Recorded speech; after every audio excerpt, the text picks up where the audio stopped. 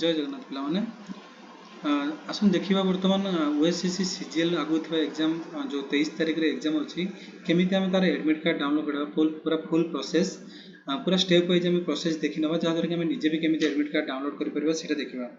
प्रथमे हमको गूगल जो हमर ब्राउजर अछि सर्चिंग ब्राउजर तो गूगल को हम ओपन कला पर सेठी हम लिखिबा OSSC सिंपल एति OSSC.gov.in हम लिखि परबा।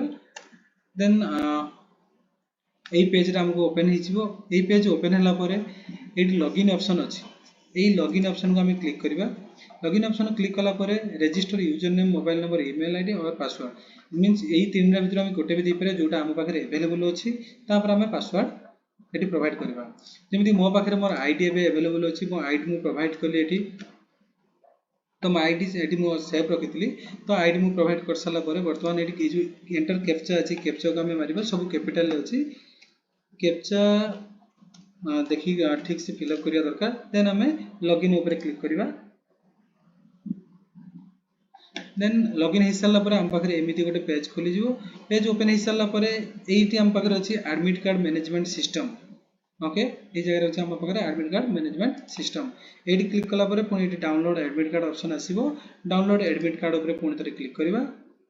क्लिक कला पर जो एग्जाम टा एमर थिबो ताहार एई जगह जो डाउनलोड एडमिट कार्ड बिलो लिखा है तो एई जगह आसी जिवो कोन एडमिट कार्ड शो करि जिवो देन हम एठी क्लिक करिबा।